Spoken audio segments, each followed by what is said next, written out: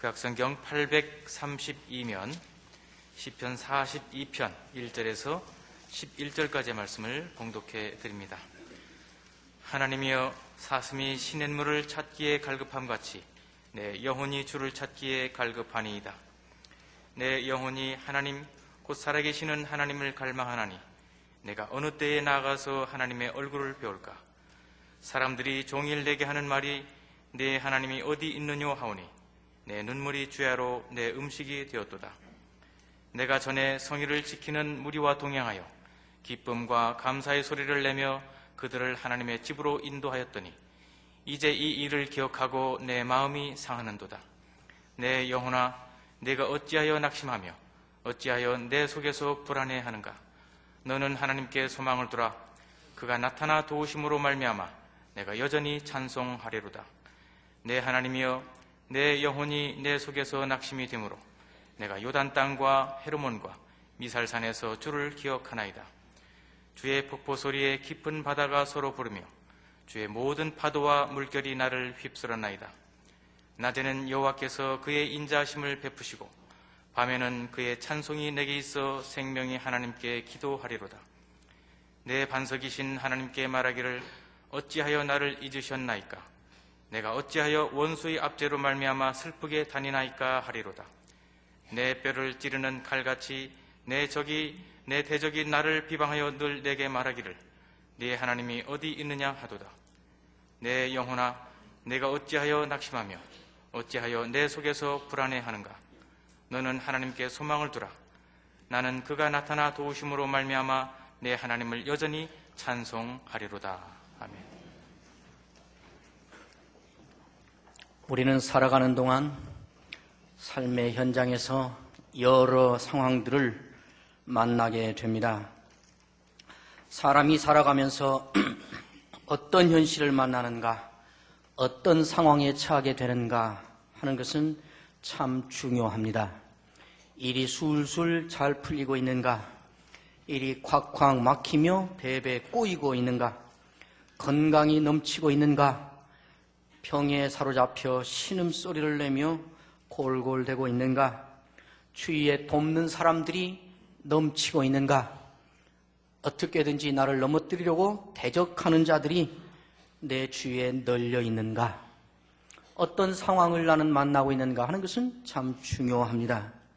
그러나 내가 어떤 상황에 처해 있는가 보다 훨씬 더 중요한 것은 내가 나의 현실에 대하여 어떻게 반응하는가 하는 것입니다.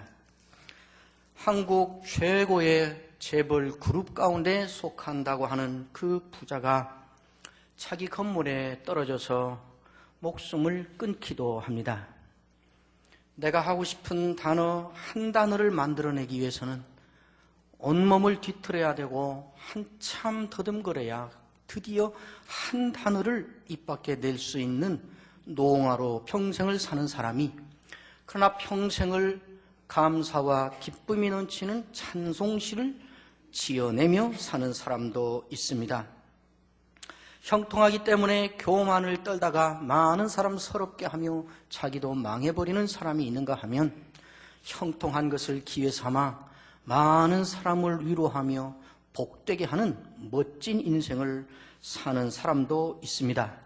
결국 나의 현실이 어떠한가 하는 것보다 훨씬 더 중요한 것은 내가 처해 있는 현실에 어떻게 반응하며 사는가 하는 것입니다. 오늘 우리가 읽은 이 본문 말씀은 자기의 현실이 참으로 참담하고 속수무책인 그러한 현실에 처하여 살고 있는 한 신자가 어떻게 자기의 그 현실을 반응하며 풀어나가며 살고 있는가 하는 모습을 보여주고 있는 아주 중요한 본문입니다. 이 사람은 자기가 처해 있는 현실이 얼마나 참담한가, 얼마나 비참한가, 얼마나 속수무책인가 하는 것을 거의 전부에 걸쳐서 계속 이야기하고 있습니다. 하나님이 어디 있냐고, 너 믿는 하나님이 어디 있냐고 놀림과 비방을 당해도 눈물밖에는 내놓을 아무런 증거도 대답도 없는 처지에 살고 있습니다. 마치 눈물이 매일 먹는 밥처럼 일상의 일이 되고 있다고 자기의 처지를 말하고 있습니다. 3절이지요. 사람들이 종일 되게 하는 말이 내 하나님이 어디 있느냐 하오니 내 눈물이 주야로 내 음식이 됩니다. 그것만이 아닙니다. 과거에 하나님의 은혜를 누리며 하나님께 예배하며 성도들과 함께 무리를 지어 행복해하고 기쁨으로 하나님의 일을 하며 신앙생활을 했던 것이 이제는 아득한 옛날의 추억으로만 남아있을 뿐이고 그것을 기억하는 것 자체가 마음에 상처가 되는 그러한 현실을 살고 있다고 말하고 있습니다. 4절이지요. 내가 전에 성의를 지키는 무리와 동행하여 기쁨과 감사의 소리를 내며 그들을 하나님의 집으로 인도하였더니 이제 이 일을 기억하고 내 마음이 상하는도다. 그뿐만이 아닙니다. 이 사람은 영혼 깊은 곳에 깊은 좌절과 불안이 둥지를 틀고 있는 그러한 현실을 살고 있다고 말합니다. 5절에 그렇게 말합니다. 내 영혼아 내가 어찌하여 낙심하며 어찌하여 내 속에서 불안하여 하는가. 11절에도 다시 똑같은 말을 반복하고 있습니다. 내 영혼아 내가 어찌하여 낙심하며 어찌하여 내 속에서 불안하여 하는가. 영혼 깊은 곳에 둥지를 들고 있는 것은 낙심과 좌절과 불안이라고 말하고 있습니다. 이어서 6절에 또 말합니다. 마음속 깊은 곳에는 낙심과 좌절만 가득 차 있는 현실이라고, 깊은 낙심과 좌절이 온 마음을 사로잡고 있다고 말하고 있습니다. 내 하나님이여 내 영혼이 내 속에서 낙심이 됩니다. 이어서 이 신자는 말합니다. 깊은 바다에 던져져서 파도의 물결에 힘없이 휘둘리는 것 같은 무기력하고 속수무책인 것이 자신의 현실이라고 말하고 있습니다. 7절이 그 말이지요. 주의 폭포 소리에 깊은 바다가 서로 부르며 주의 모든 파도와 물결이 나를 휩쓸었나이다. 마치 바다에서 던져져서 큰 물고기 뱃속에 들어가서 깊은 암흑과 같고 끝장인 것 같은 그러한 상황에서 말을 토해냈던 요나의 말을 그대로 듣는 것과 같습니다. 물이 나를 둘렀으되 영혼까지 하여 싸우며 깊음이 나를 애웠고 바다풀이 내 머리를 쌌나이다. 이 사람은 그뿐이 아닙니다. 원수들의 압제를 받으며 서럽게 이곳저곳을 다니는데도 하나님은 나를 잊으신 것처럼 아무런 징조도 보이지 않는 현실을 살고 있습니다. 하나님께 잊혀진 자라는 서러움으로 방황하는 현실을 살고 있는데 아무런 대책이 없는 그런 현실이라고 말합니다. 9절이지요. 내 반석이신 하나님께 말하기를 어찌하여 나를 잊으셨나이까? 내가 어찌하여 원수의 압자로 말미암아 슬프게 다니나이까? 10절은 또 더 큰 아픔을, 좌절을 이야기하고 있습니다. 내 하나님이 어디 있느냐고, 내가 하나님을 믿는 사람이라는 나의 그동안의 신앙생활과 나의 믿음이 조롱과 비방을 받고 그것이 칼로 뼈를 찌르는 것 같은데도 아무런 할 말이 없는 현실이 자기의 처지라고 말합니다. 내 뼈를 찌르는 칼같이 내 대적이 나를 비방하여 늘 내게 말하기를 내 하나님이 어디 있느냐 하도다. 결국 그의 현실은 하나님이 계시지 않는 것 같다는 느낌이 확실하게 드는 현실입니다. 하나님이 안 계신다는 것을 확인시켜줄 뿐인 참담한 현실. 하나님이 계시는지는 모르겠으나 하여튼 나를 잊어버린 것은 확실하다는 그런 현실입니다. 물을 찾았으나 눈물만 보이는 현실입니다. 목을 시원케 해줄 물을 찾았으나 마음을 쓰리게 하는 눈물만 만나고 있는 처지라고 자기 현실을 말하고 있습니다. 이러한 현실에서 이 시인이 내리는 취하는 반응은 무엇인가? 여러분 같으면 이런 현실이라면 어떻게 하실 것 같습니까? 오늘 이 본문은 이 시인이 이런 참담한 현실에서 어떤 반응을 하는가 하는 것을 우리에게 확실히 보여주고 있습니다. 5절에 그는 그렇게 말합니다. 내 영혼아 내가 어찌하여 낙심하며 어찌하여 내 속에서 불안하여 하는가? 너는 하나님께 소망을 두라. 그가 나타나 도우심으로 말미암아 내가 여전히 찬송하리로다. 내 영혼아 내가 어찌하여 내 속에서 낭망하며 어찌하여 내 속에서 불안하여 하는가? 너는 하나님께 소망을 두라는 말을 개역성경은 너는 하나님을 바라라.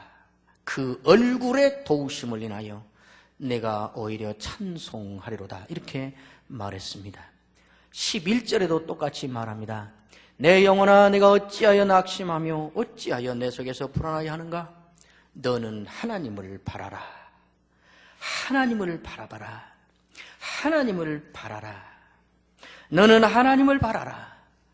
너는 하나님을 바라보라. 계속해서 자기 자신을 가르치고 자기 자신을 독려하고 자기 자신을 다스리고 있습니다. 한쪽에 내가 있습니다. 뭐 신앙이 있다가 있어? 뭐 예수 믿는다는 게 뭐 이래? 뭐 하나님이라는 게 뭐 있다가 있어? 그런 말을 해야만 되는 자신이 있습니다.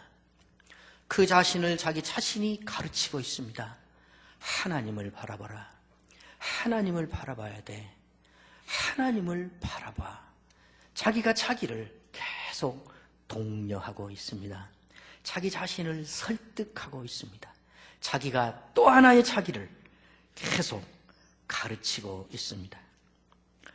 그는 그래서 욥의 아내처럼 하나님을 떠나버리지 않고 가룟 유다처럼 자기를 포기해버리지 않고 있습니다.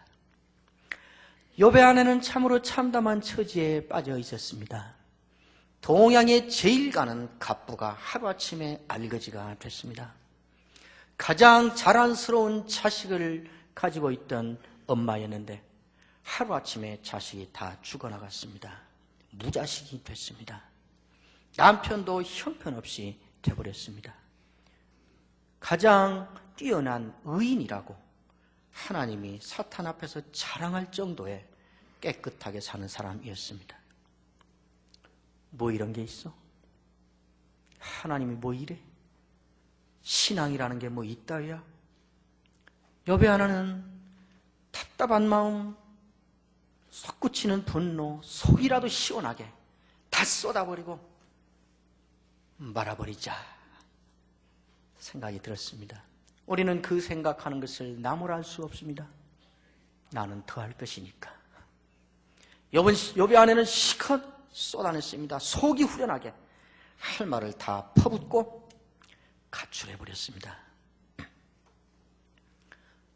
그때 가출한 그 아줌마 지금까지 집에 못 돌아오고 있습니다.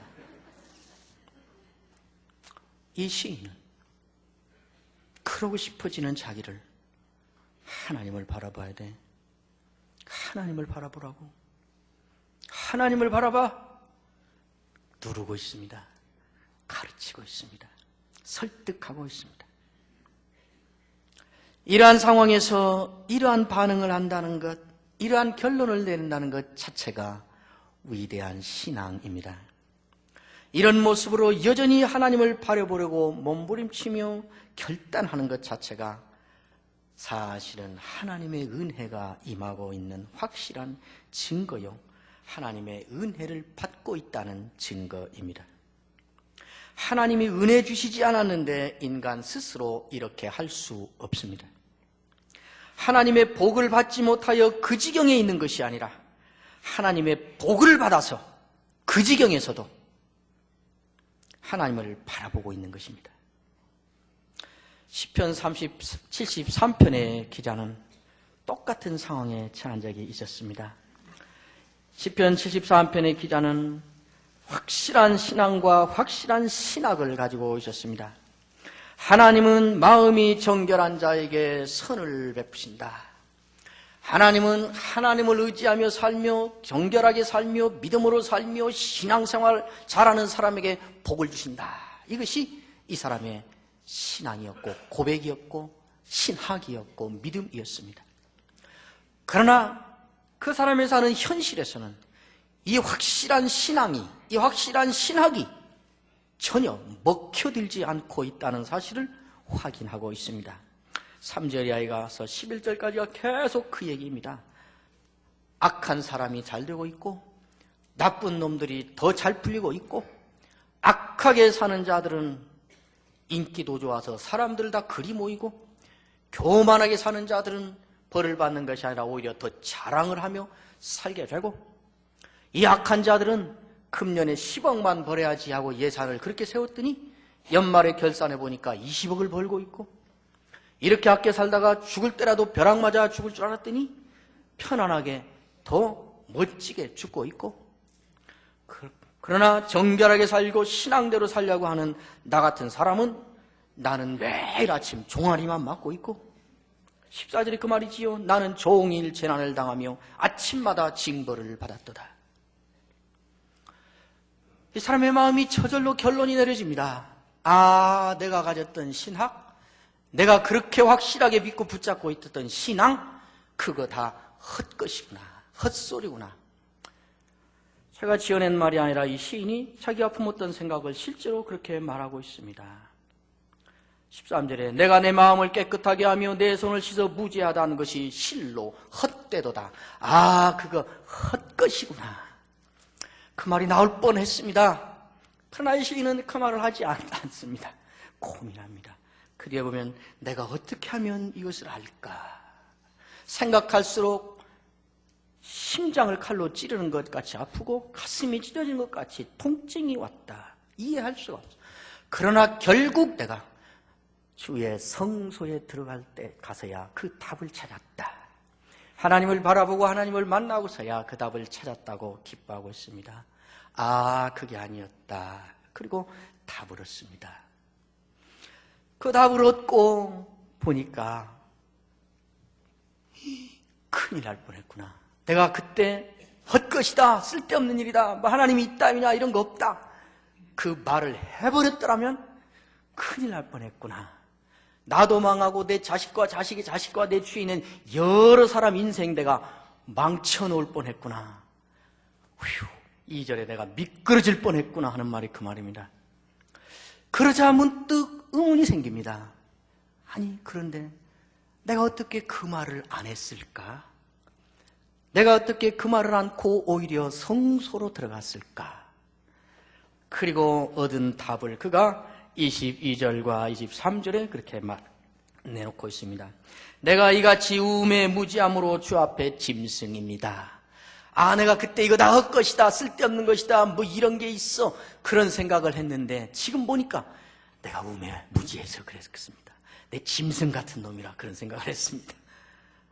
그리고 어떻게 해서 나는 그런데 그 짓을 안 했을까 하고 고백을 합니다. 23절 내가 항상 주와 함께하니 주께서 내 오른손을 붙드셨나이다. 내가 인내심이 좋아서도 아니고 내 신앙 인격이 뛰어나서도 아니고 주께서 내가 그 말이 쏟아져 나오려고 하는 상황인데도 그 말을 하지 않도록 주께서 내 오른팔을 붙잡고 끌어주셔서 그 말을 하지 않은 것이었네요. 그렇게 고백을 하고 있습니다. 그리고 25절에 드디어 그렇게 말하는 것입니다. 하늘에서는 주 외에 누가 내게 있으리요 땅에서는 주밖에 내가 사모할 자가 없나이다. 하나님을 지금 바라보고 있는 것, 복을 받아서 하고 있는 것입니다. 욥의 아내처럼 하는 것이 지극히 당연한데도 하나님을 바라봐야 돼. 하나님을 바라봐. 그렇게 나를 지금 통제할 수 있는 것, 그렇게 지금 내가 반응하고 있는 것, 그것 자체가 이미 하나님의 놀라운 은혜를 받고 있고 하나님의 복을 받고 있는 사람인 확실한 증거인 것입니다.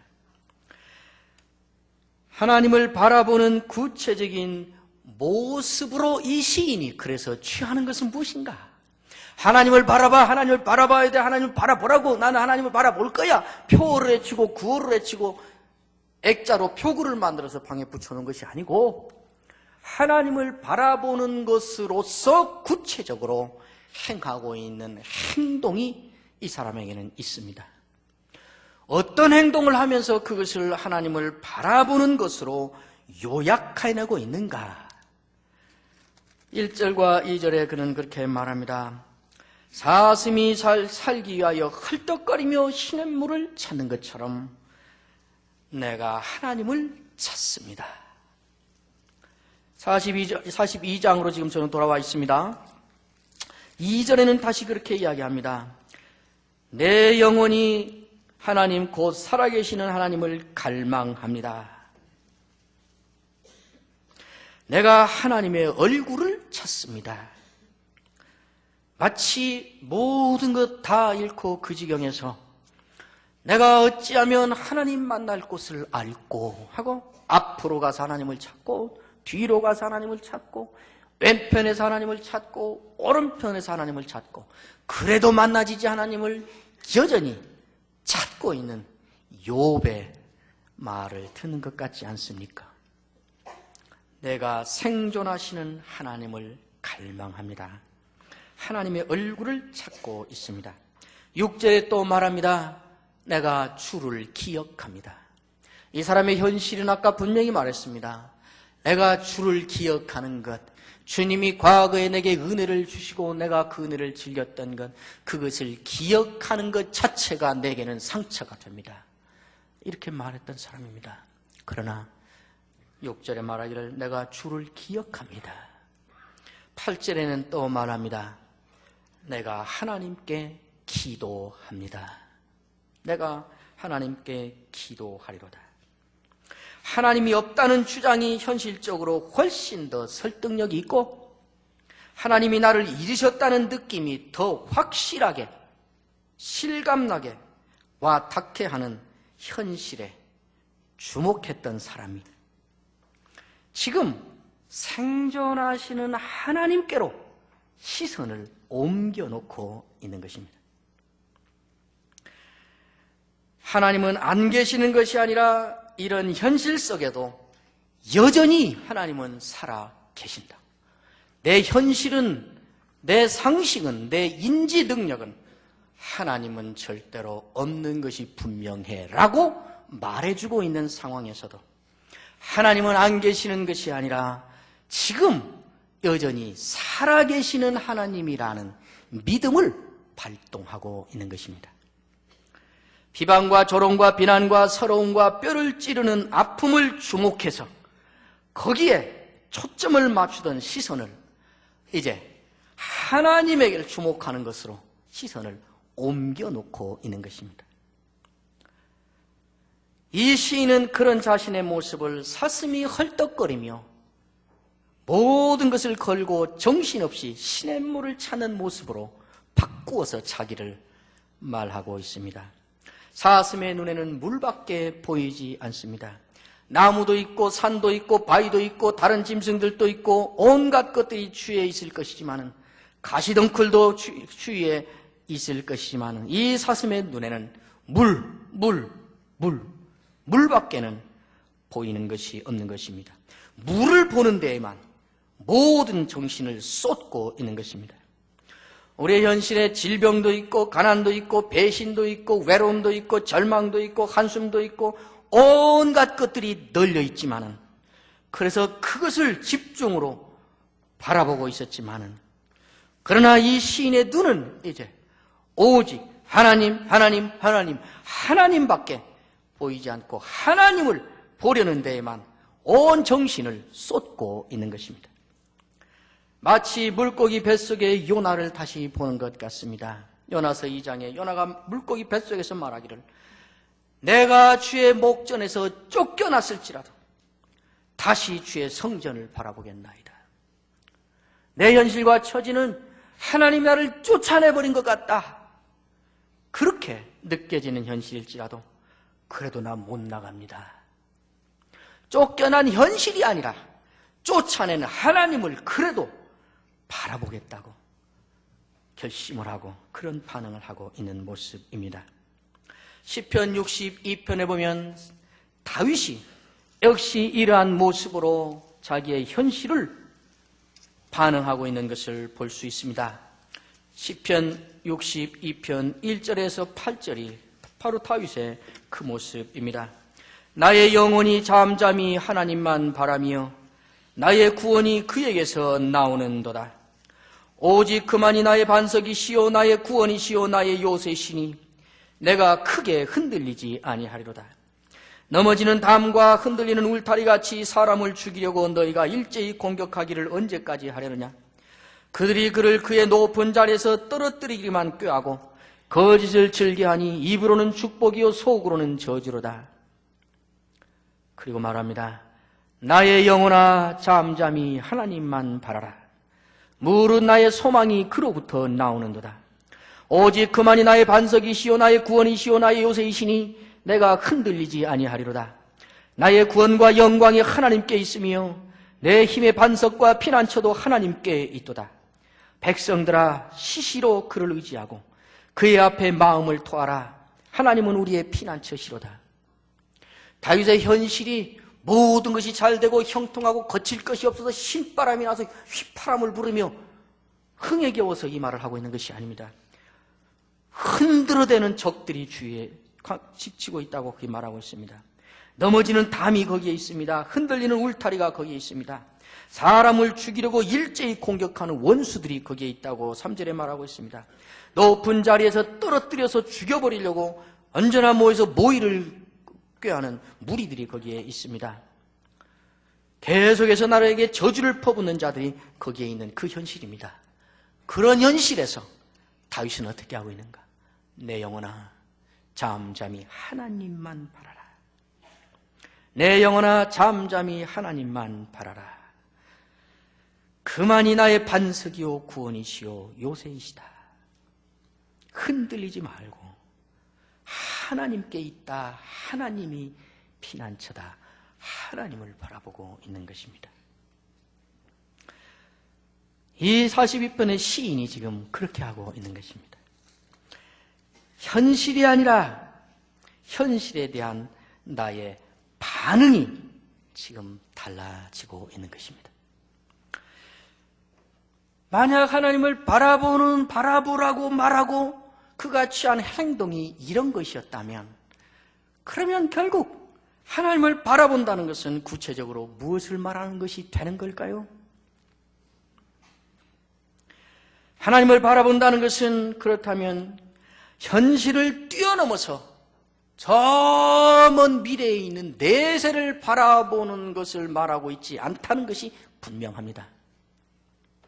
하나님을 바라본다는 것을 현실을 외면하고 피안의 세계를 동경하며 산다는 것을 말하고 있지 않은 것이 분명합니다. 하나님을 지금 여기는 없지만은 어디엔가 계실 하나님을 멀리서 쳐다보고 있는 것을 말하고 있는 것이 아니라는 것이 분명합니다. 현실을 벗어나서 은둔 생활을 하고 있는 것을 가리켜 하나님을 바라보는 것이라고 말하고 있지 않다는 것이 분명합니다. 이를 악물고 버티면서 먼 훗날 쨍하고 해뜰 날이 있겠려니 하고 막연하게 지금은 이를 악물고 버티며 언젠가 쨍하고 해뜰 날을 막연하게 기다리며 기대하고 있는 것을 말하는 것이 아니라는 것이 분명합니다. 하나님을 바라보는 것은 그 현실 속에서 지금까지 내가 주목하던 것으로부터 그 현실 속에 여전히 계시는 하나님에게로 시선을 옮겨놓는 것을 하나님을 바라보는 것이라고 말하는 것입니다. 안 계시던 하나님이 갑자기 나타나는 것이 아닙니다. 하나님은 우리의 그 참담한 현실 속에 여전히 내 편으로 계셨습니다. 죽었던 하나님이 갑자기 살아나시는 것이 아닙니다. 하나님은 언제나 생존하시는 하나님, 살아계시는 하나님으로 내 현실 속에, 아니 내 곁에 버티고 계셨습니다. 우리는 시선을 다른 곳에 빼앗기고 있었던 것 뿐입니다. 그런데 하나님께 시선을 돌리고 초점을 하나님께 맞추자. 올해는 하나님의 얼굴을 문득 보게 된 것입니다. 그 얼굴의 도우심을 인하여. 문득 하나님의 음성을 문득 듣게 되는 것입니다. 원수들에게 초점을 맞추고 질병에 초점을 맞추고 낙심되는 현실, 잊혀진 것 같은 서러움에 초점을 맞추고 있던 내가 하나님에게로 옮기기로 작정을 하고 시선을 그리 옮기고 초점을 그리 바꿨더니 드디어 음성이 들리기 시작하는 것입니다. 보이는 것이 있기 시작하는 것입니다. 누가 우리를 정죄하리요?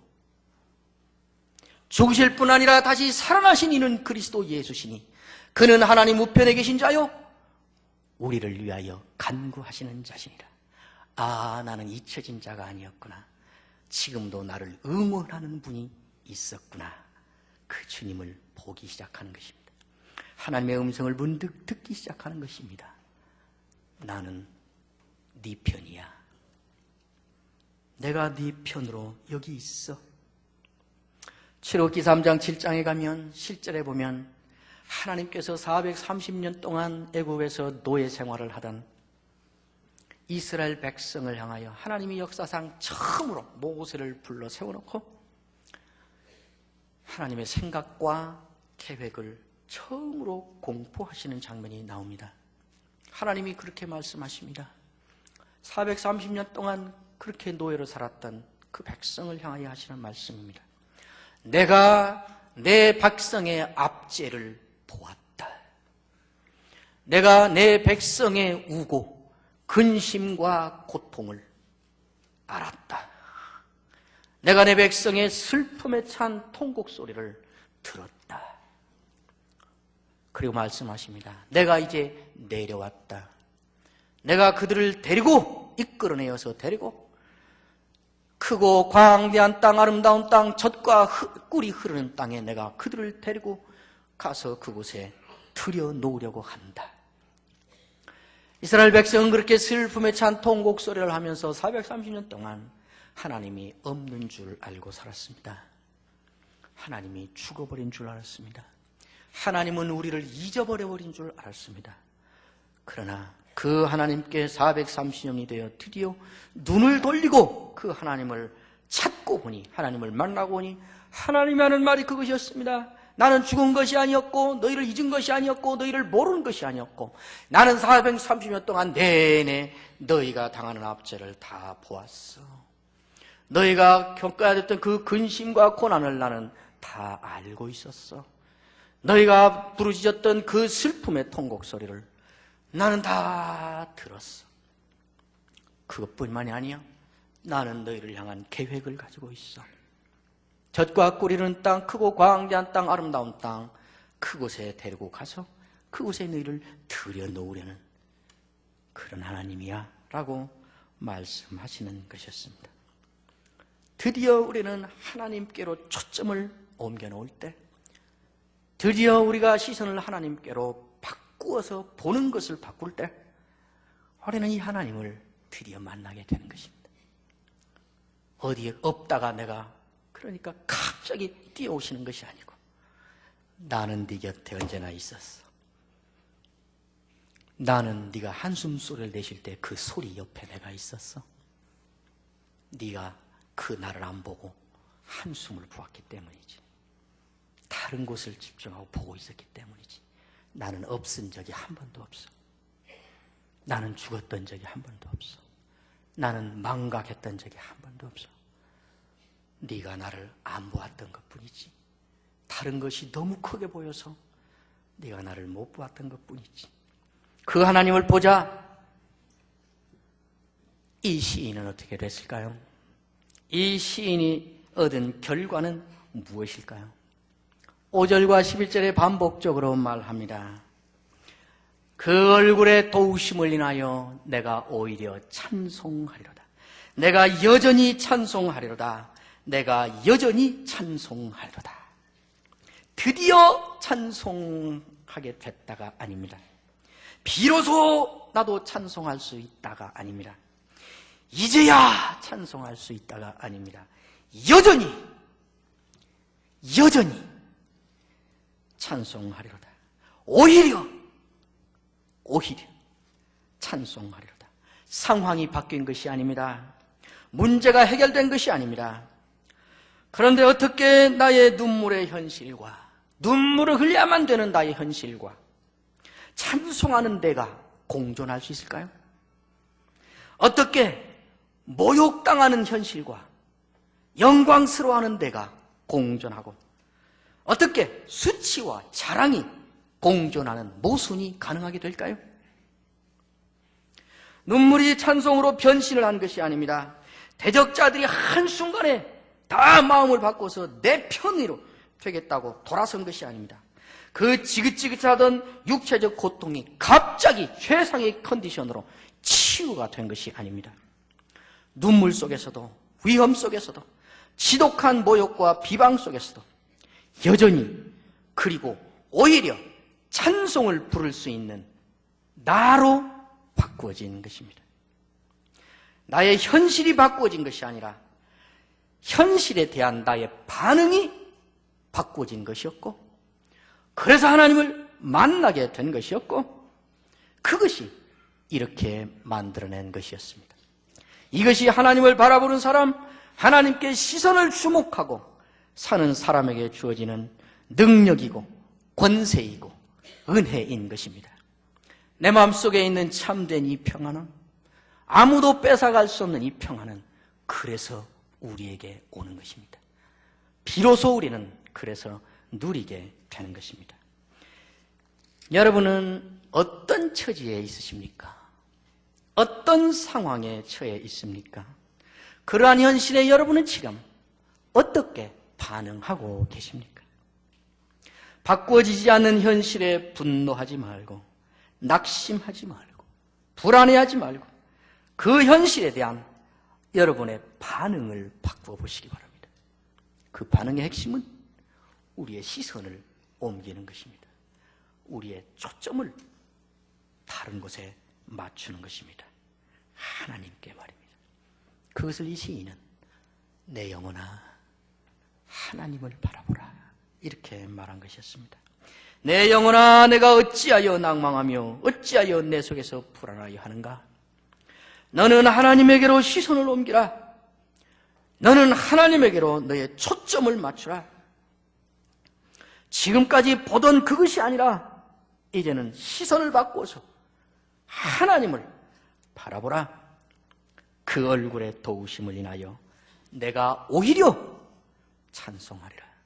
그 얼굴의 도우심을 인하여 내가 오히려 찬송하리라. 기도하겠습니다.